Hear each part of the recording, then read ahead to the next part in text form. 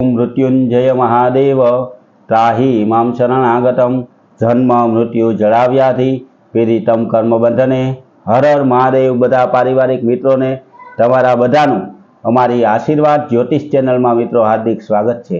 મિત્રો હંમેશાના ક્રમ પ્રમાણે આજે આપણે વાત કરીએ આજના પંચાંગની। તો આજે તારીખ 25/7/2025 અને આજથી પવિત્ર એવા શ્રાવણ મહિનાની શરૂઆત થાય એટલે કે શ્રાવણ સુદ આજે એકમ છે કે જેને આપણે પૈળવો કહીએ તે આ શ્રાવણ મહિનાનો પૈળવો છે અને શુક્રવાર છે।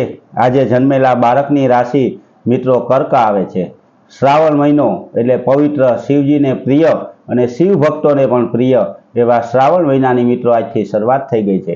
શ્રાવણ મહિના વિશેના વિડિયા અમારી આશીર્વાદ જ્યોતિષ ચેનલમાં અમે રજૂ કર્યા। એની હારવાર મિત્રો આજે એક વિડિયામાં આખા શ્રાવણ મહિનામાં આવતા નાના અને મોટા દરેક તહેવારોનું મહત્વ અમે તમને સમજાવ્યું છે। કઈ તારીખે કયો તહેવાર આવે, જેમ કે રક્ષાબંધન, સાતમ, આઠમ, તેરસ, ચૌદસ અને અમાસ કઈ તારીખે આવે, તે તિથિનું શું મહત્વ છે તેના વિશેનો વિડીયો પણ અમારા આશીર્વાદ જ્યોતિષ ચેનલમાં મિત્રો અમે રજૂ કરેલો છે। અમે કાયમ માટે બને એટલી મહેનતથી શક્ય હોય એટલી ધાર્મિક માહિતી આપણા સુધી પહોંચાડવાની પૂરી મહેનત કરીએ મિત્રો।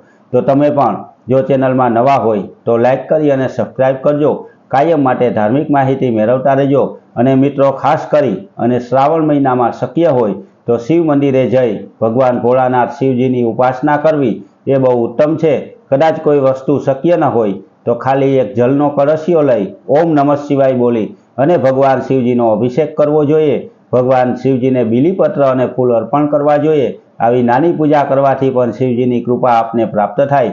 જો શક્ય હોય મિત્રો તો અમારા અગાઉના વિડીયામાં બતાવેલા અલગ ધાન્યથી પણ ભગવાન શિવજીની પૂજા થઈ શકે। અનેક વસ્તુથી પણ ભગવાન શિવજીની પૂજા થઈ જાય। અને શિવજીની પૂજામાં આમ જોઈએ મિત્રો તો બીલીપત્ર, ફૂલ, ચંદન, દહીં, દૂધ, ઘી, મધ, સાકર, શેરડીનો રસ આવી અનેક વસ્તુથી ભગવાન ભોળાનાથની પૂજા થાય। સફેદ તલ, કાળા તલ, ચોખા જેવા ધાન્ય પણ ભગવાન શિવજીને અર્પણ કરાય અને આવી બધી પૂજા કરી અને આપણે પુણ્યની પ્રાપ્તિ કરી શકે। અને એક ભોળાનાથ મિત્રો દેવોના દેવ એટલે મહાદેવ કહેવામાં આવ્યા। કોઈ પણ પ્રકારની આધિ, વ્યાધિ કે ઉપાધિ હોય, કોઈ પણ પ્રકારની ગ્રહ પીડા હોય, કોઈ પણ પ્રકારની તકલીફ હોય તો ફક્ત ભગવાન ભોળાનાથના જો આશીર્વાદ મળે તો એ બધી પીડાનો નાશ થઈ જાય મિત્રો। એવા પવિત્ર શ્રાવણ મહિનામાં આપણને લાભો મળે તો આપણે શિવ મંદિરે જવું જોઈએ અને ભગવાન ભોળાનાથના પૂજા પાઠ અને દર્શન કરવા જોઈએ।